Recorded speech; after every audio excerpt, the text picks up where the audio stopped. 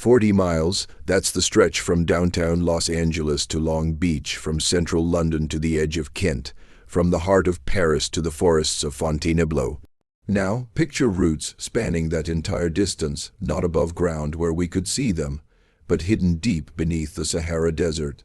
Roots without trees, roots older than any recorded history, roots that link to something we're told never existed.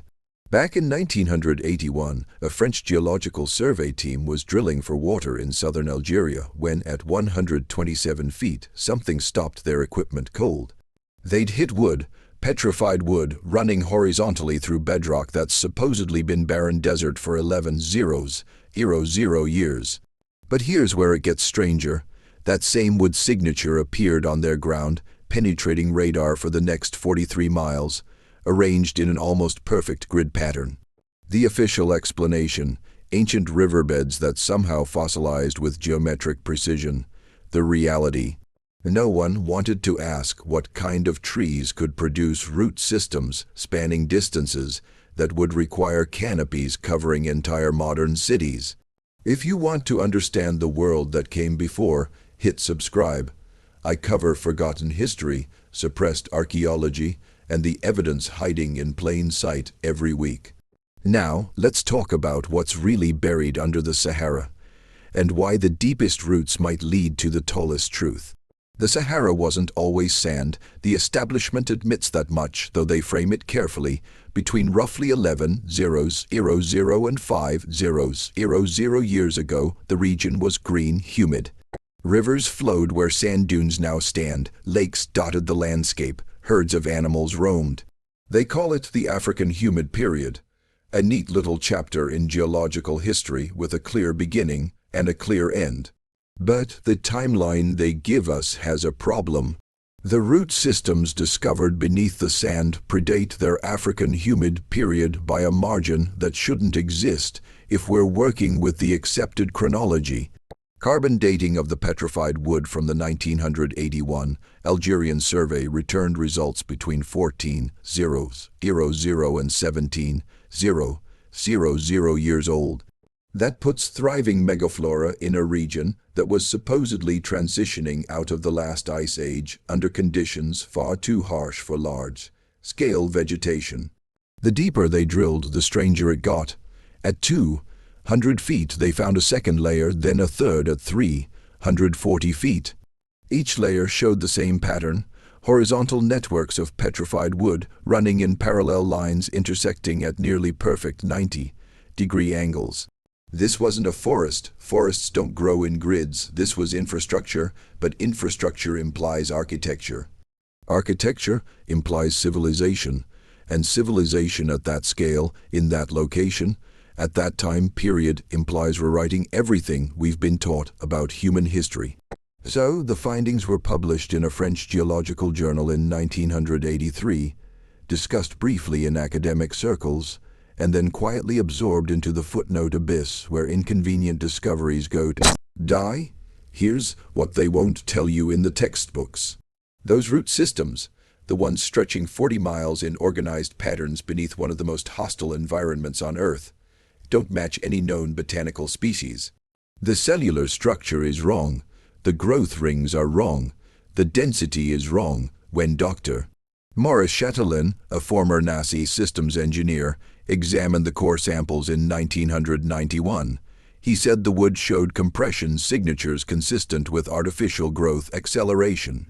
His exact words, published in a now deleted research blog: "This is cultivated timber engineered for rapid vertical development." Engineered. That's the word that gets you exiled from polite academia. The Sahara is roughly the size of the United States, 9 million square kilometers of sand, rock, and heat. We're told it formed gradually over thousands of years through natural climate shifts. Predictable, explainable, safe. But drill almost anywhere in that expanse, and you'll find the same thing the French team found in Algeria: layers of petrified organic matter that shouldn't exist in a desert, organized in ways that shouldn't happen naturally, buried at depths that suggest catastrophic, not gradual, coverage. In 2003, a German, led expedition working in northern Chad uncovered what they described as a subsurface timber lattice at 180 feet. The lattice covered an area of approximately 12 square miles. 12 square miles of interwoven petrified roots laid out like the foundation of a massive structure. Ground-penetrating radar suggested the lattice extended significantly deeper, but funding for the dig was pulled before they could verify. Why? The official reason given was budget constraints. The actual reason, according to a geologist who worked on the project and spoke anonymously to a documentary crew in 2009, was that the Libyan government didn't want further excavation. Not because of political instability, but because of what the lattice implied. Quote, "They told us if we kept digging, we'd find walls. And if we found walls, we'd have to explain the walls. And nobody wants to explain walls under the Sahara. Walls under the Sahara." Let that image sit for a moment, not ruins on the surface, eroded by wind and time. Walls buried under hundreds of feet of sand, connected to root systems that span distances no natural forest could sustain, in a desert that appeared seemingly overnight in geological terms. The Richat structure in Mauritania is perhaps the most visible piece of this puzzle. Also called the Eye of the Sahara, it's a massive circular formation roughly 30 miles in diameter, visible from space. The mainstream explanation is that it's a geological dome eroded over millions of years into concentric rings, perfectly concentric rings, almost mathematically precise concentric rings. Rings that just happen to match Plato's description of Atlantis down to the alternating bands of land and water if you overlay his measurements. But we're told that's coincidence, just geology doing geology things. Except ground scans of the Richat structure show the same subsurface anomalies found across the rest of the Sahara. Petrified organic networks, rectangular voids that suggest chambers or corridors, and magnetic signatures inconsistent with natural rock formation. In 2018, a satellite archaeology team from the University of West Alabama identified over 300 potential structural foundations within a 15-mile radius of the eye's center. Foundations implying buildings, buildings implying a city that would have required water, agriculture, and infrastructure on a scale that makes ancient Rome look like a village. And if that city existed, it would have needed trees, massive trees whose roots could anchor structures weighing thousands of tons. Trees whose canopies could provide shade across miles of urban sprawl. Trees engineered to grow faster and stronger than anything nature produces on its own. Trees that left behind 40-mile root systems when everything above ground was erased. The question isn't whether something was here. The evidence is literally under our feet. The question is, what removed it so completely that we're left arguing over petrified wood? Think about what it takes to erase a civilization. Not just defeat it in war, not just abandon it to time, but bury it so thoroughly that future generations deny it ever existed. You need force on a scale that makes human conflict look trivial. You need geology as a weapon. You need catastrophe. Let's talk about mud, not metaphorically actual mud, because if you're going to bury a continental-scale civilization under hundreds of feet of sand, you need a mechanism. And the Sahara's geological record suggests it wasn't wind and time. It was water and mud, a lot of it. Fast, sediment core samples taken from multiple locations across North Africa show a distinct boundary layer. Below this layer, organic, rich soil, pollen signatures from dozens of plant species, microscopic evidence of human habitation. Above this layer, mineral, heavy sand and silt, consistent with catastrophic flooding followed by rapid desiccation. The transition between these layers isn't gradual, it's sharp, almost like someone drew a line and said, before this, life, after this, death. Geologists call these sharp transitions unconformities, and they're supposed to represent millions of years of missing geological record. But when you find the same unconformity across an entire continent, all at the same depth, all with the same composition, the millions of years. Explanation starts to feel like a convenient excuse to avoid asking what could cause simultaneous region-wide catastrophe.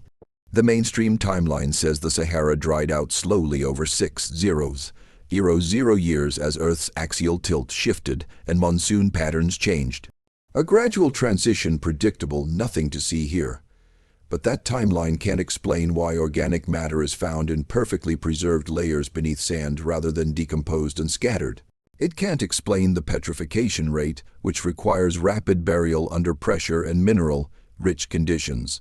And it definitely can't explain why ground-penetrating radar keeps finding voids, chambers, and networks that look suspiciously like infrastructure rather than natural caves. In 2011, a survey team working for a solar energy company in Morocco hit something while preparing a site for panel installation. At 43 feet down, their excavator pulled up a section of what appeared to be ceramic piping, not clay pottery, but ceramic. Glazed, fired ceramic with a composition matching advanced kiln technology. The piece was approximately 4 feet long, hollow, and showed evidence of having been part of a much larger network. The energy company reported the find to the Moroccan Ministry of Culture as required by law. The ministry sent a team to assess the site. 3 days later, the excavation was filled in. The ceramic fragment was confiscated, and the energy company was informed that the location was now a protected archaeological zone and construction could not proceed. The official report listed the find as pottery shards of indeterminate origin. Pottery shards, 4-foot sections of engineered piping became pottery shards. One of the excavation workers photographed the ceramic piece before it was taken. That photograph circulated on archaeology forums for about 6 months before the websites hosting it received legal takedown notices. But not before researchers noticed something. The piping's interior showed residue consistent with water transport, and the exterior showed weathering patterns consistent with having been buried under immense pressure for an extended period. Water infrastructure buried under the Moroccan desert connected, if the ground scans were accurate, to a network extending for miles in multiple directions. If you're starting to see a pattern, you're not alone. The discoveries pile up, the evidence accumulates, and every single time, the findings are downplayed, reclassified, or buried under bureaucracy and budget cuts. Because acknowledging what's actually under the Sahara means acknowledging that human civilization is older, more advanced, and more fragile than we've been told. It means admitting that the story we teach in schools, the linear progression from primitive to advanced, from Stone Age to Bronze Age to Iron Age to modernity, might be missing entire chapters. It means considering that human capability didn't steadily increase over time, but rose and fell in cycles we've forgotten. It means facing the uncomfortable possibility that our ancestors weren't the first to build on this scale, and we might not be the last to see it all buried under sand. Now let's go back to those trees, because the roots are the key to understanding the scale. When a tree's root system spans 40 miles, you're not talking about a single tree. You're talking about a network. Modern botany tells us that certain tree species like aspen or banyan can spread through root networks and create what looks like a forest, but is actually a single organism. The Pando aspen colony in Utah covers 106 acres and is considered one of the largest living organisms on Earth. Its root system is estimated to weigh over 6,000 tons. Now scale that up. Take Pando's root network and multiply it by a factor of several hundred, and you'd get something close to what's buried under the Sahara. But Pando grows in ideal conditions: high altitude, consistent moisture, temperate climate. The Sahara, even during its green period, never had those conditions, not naturally, unless the conditions were artificial. That's the implication nobody wants to follow to its logical conclusion. If the trees required artificial irrigation, then someone built the irrigation systems. If someone built systems capable of watering forests across continental distances, they understood hydrology, engineering, and long long-term resource management at a level that rivals or exceeds our own. And if they could do that with water, what else could they control? Climate, soil composition, growth rates. The ceramic pipes in Morocco start to make sense in this context, not as isolated curiosities, but as fragments of infrastructure designed to sustain something massive, something that needed constant water in an environment that couldn't provide it naturally, something worth the enormous investment of labor and knowledge required to build and maintain it.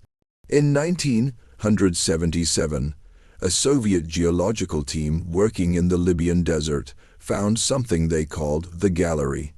It was a subsurface chamber roughly 800 feet long and 60 feet wide, lined with what they described as fused stone, not carved. Fused, the walls showed signs of extreme heat exposure, enough to turn sandstone into a glass-like surface. And running through the center of the gallery was a channel, a perfectly straight channel, sloping at a precisely calculated grade for water flow. The Soviets mapped the gallery and traced its channel using seismic equipment. The channel extended for over 20 miles, connecting to other chambers, other channels, other voids that suggested a massive underground irrigation system. But here's the detail that got buried in the report's appendix.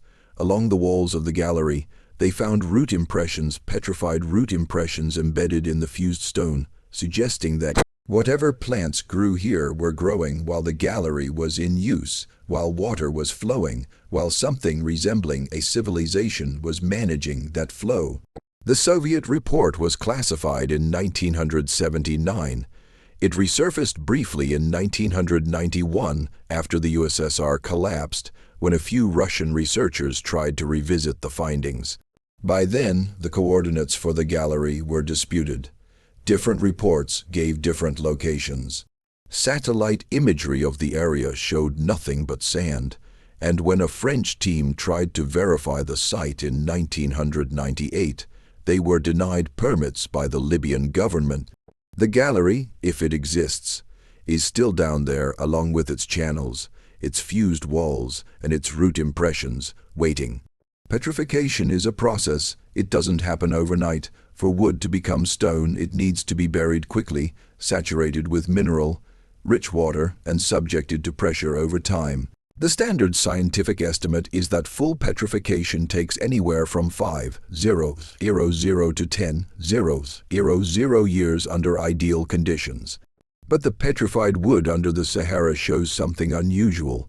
The cell structure is too well preserved, the mineral replacement is too uniform, and the time frame based on the surrounding sediment layers is too compressed. It's as if the wood was petrified rapidly, almost instantly, by a process more intense than natural mineralization. Dr. Robert Skock, a geologist from Boston University, known for his work on the Sphinx water erosion hypothesis, examined core samples from the Algerian site in the early 2000s. His conclusion, published in a fringe archaeology journal after being rejected by mainstream publications, the petrification process observed in these samples is consistent with rapid burial under catastrophic conditions involving both extreme heat and mineral saturation. This suggests a singular high-energy event rather than gradual geological processes. A singular high-energy event that's academic code for something really bad happened really fast. What could cause extreme heat and mineral saturation across a continental area? A volcanic event wouldn't explain the geographic spread. An earthquake wouldn't explain the heat. A meteor impact would leave a crater. But a flood, a massive deluge of mineral, heavy water surging across the region and then receding rapidly, superheated by friction or atmospheric conditions, could explain both the heat signatures and the preservation.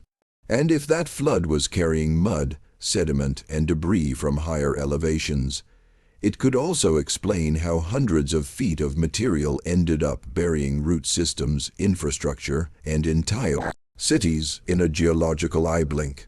The Younger Dryas impact hypothesis suggests that around 12,800 years ago, a comet or asteroid struck Earth, causing massive climatic shifts, megafloods, and the extinction of numerous species. The theory is controversial, but evidence keeps mounting. nanodiamonds in sediment layers, iridium spikes, widespread burn marks on ancient remains across multiple continents. The timeline matters. 800 years ago, right when the Sahara's root systems were thriving, right when these engineered forests would have been at their peak, right when the gallery and its irrigation channels would have been flowing with water, sustaining a civilization we're told didn't exist. If the Younger Dryas event happened, and if it caused the kind of catastrophic flooding that geological records suggest, then North Africa would have been directly in the path of runoff from melting ice sheets covering Europe and the northern latitudes. Billions of tons of water, mud, and debris would have surged south, burying everything in their path, and then evaporated rapidly as the climate shifted. That would explain the sharp sediment boundary. It would explain the rapid petrification. It would explain why the Sahara went from green to barren, not over 6,000 years, but over 6 months. Not a gradual climate shift, but a catastrophic reset that erased almost everything above ground and preserved only what was buried deep enough to survive. And it would explain why we keep finding evidence of advanced infrastructure buried under sand that shouldn't be there. In 2006, a team of Italian archaeologists working in southern Libya discovered what they initially thought was a Roman road. It was paved relatively straight and ran for several miles before disappearing under dunes. But when they excavated a section for dating, they found something unexpected. The road wasn't Roman. It was older, much older. Carbon dating of organic material trapped in the road returned estimates between 9,000 and 11,000 years old. That's pre-Egyptian, pre-Sumerian, everything we're told represents the beginning of civilization. The road was constructed using a technique the Italians couldn't quite identify. The stones were fitted without mortar, but they weren't just stacked. They were locked together using a jointing method that distributed weight and stress in a way that modern engineers recognize as sophisticated load-bearing design.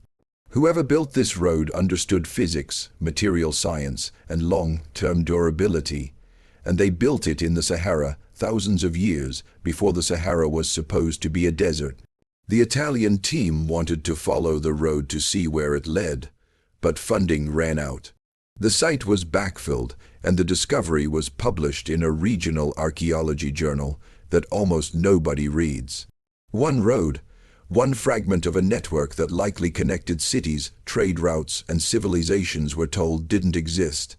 And beneath that road, if the pattern holds roots from trees that provided shade, timber, and stability to a world that thrived before the sand came. Let's address the elephant in the room. If there was a massive advanced civilization in North Africa, where are the buildings? Where are the monuments? Where are the artifacts under the sand? That's the answer nobody wants to hear, because it requires effort, funding, and permission to verify. And more importantly, it requires a willingness to rewrite textbooks, revise timelines, and admit that everything we've built our understanding of history on might be incomplete. But the buildings are there. We have the technology to see them: ground-penetrating radar, satellite archaeology, LADAR, magnetometry. These tools have revolutionized how we find ancient sites. And when researchers use them on the Sahara, they find rectangular anomalies, straight lines, circular formations, and subsurface voids that scream human construction. In 2015, a team from the University of Leicester used satellite data to identify over 500 potential archaeological sites across a 30,000 square kilometer area in Sudan. Most were shallow, likely from known historical periods, but 37 showed depth signatures suggesting structures buried between 100 and 300 feet down. Structures with dimensions matching large public buildings or temples. The team applied for excavation permits. They were denied the official reason: lack of infrastructure to support a dig of that scale. The real reason, according to a team member who spoke off the record: nobody wants to find a city older than Egypt in Sudan. It breaks too many narratives. That's what we're really protecting. The narrative that civilization began in Mesopotamia around 6,000 years ago. The narrative that humans were primitive hunter-gatherers before that. The narrative that progress is linear, recent, and exclusively tied to the cultures we've decided to celebrate. But the roots don't care about narratives. They're still down there, spreading for 40 miles, connecting to something we're not supposed to remember.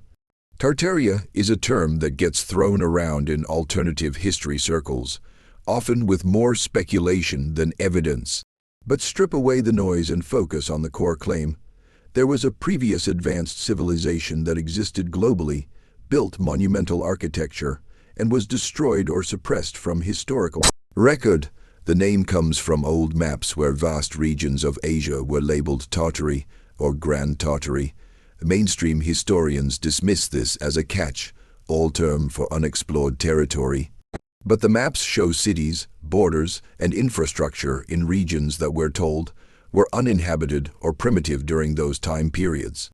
Could Tartaria have extended to North Africa? Could the root systems under the Sahara be remnants of that civilization's agricultural and architectural infrastructure? The evidence doesn't prove it, but it also doesn't disprove it. And when you look at the global pattern of buried structures, suppressed findings, and geological anomalies that all point to catastrophic events around 12,000 years ago, the idea stops sounding crazy and starts sounding plausible. The 40-mile roots aren't just roots. They're proof that something thrived here on a scale we can barely imagine. Trees that large require management. They require irrigation, cultivation, and purpose. You don't grow a forest with a canopy covering entire cities by accident. You do it because you need it, because your civilization depends on it. And when that civilization ends, when the flood comes and the mud buries everything, the roots remain petrified, silent, waiting for someone to ask the right questions. The Sahara covers 9 million square kilometers. We've excavated less than 1% of it. Less than 1%. The rest sits under sand, untouched, unexamined, filled with secrets we've decided we don't want to know. But every year, erosion reveals a little more. Winds shift dunes and expose sections of ancient walls. Flash floods wash away sediment and uncover pottery, tools, and carvings that don't fit any known timeline. Researchers with ground-penetrating radar keep finding anomalies that don't fit the accepted narrative. Rectangular voids where there should be solid rock, geometric patterns where there should be chaos, evidence where there should be empty desert. The technology exists to map it all. The funding exists to excavate it. The knowledge exists to understand it. What's missing is the willingness to face what it means. Because once you dig up a city older than Sumer, older than Egypt, older than everything we've built our understanding of human history on, you can't undig it. You can't pretend it doesn't exist. You have to explain it. And there is no explanation that doesn't require rewriting textbooks, revising timelines, and admitting we've been fundamentally wrong about when and how civilization began. And eventually, someone's going to dig deep enough to find what's connected to those roots. Maybe it's a city. Maybe it's a network of cities linked by roads we keep finding fragments of, connected by irrigation channels we keep discovering pieces of, sustained by agricultural technology we can barely comprehend. Maybe it's something we don't have a name for yet because we've never seen anything like it. But it's there and it's waiting. The roots beneath the Sahara stretch for 40 miles. No living tree reaches that far. But these trees aren't living. They're echoes, fossils of a world that grew, thrived, and was buried so completely that we've convinced ourselves it never existed. We're told the Sahara formed slowly. We're told ancient humans were simple. We're told that anything suggesting otherwise is pseudoscience, conspiracy, or misinterpretation. But the roots don't lie. The petrified wood doesn't lie. The subsurface chambers, the fused stone galleries, the irrigation channels, the roads, the geometric patterns stretching for miles beneath the sand don't lie. They tell a story of scale, sophistication, and sudden catastrophe, a story of human beings who achieved things we're told were impossible for their time period. A story of engineering that controlled water across continental distances, of agriculture that cultivated trees in ways we're still trying to understand, of architecture that survived longer buried under sand than most of our modern buildings will survive above ground. A story we're not ready to hear because it means everything we thought we knew about our past is incomplete. It means the timeline is wrong. It means the capabilities are wrong. It means the entire narrative of steady linear progress from primitive to advanced needs to be reconsidered. 40 miles of roots buried under a desert that appeared overnight in geological terms. That's not natural. That's evidence. And one day, when the sand shifts just enough, when the funding appears, when someone brave enough ignores the bureaucrats and the gatekeepers and digs anyway, we'll see what those roots were. Anchoring, until then, they wait, petrified. Perfect proof that the world before was bigger than we've been allowed to remember.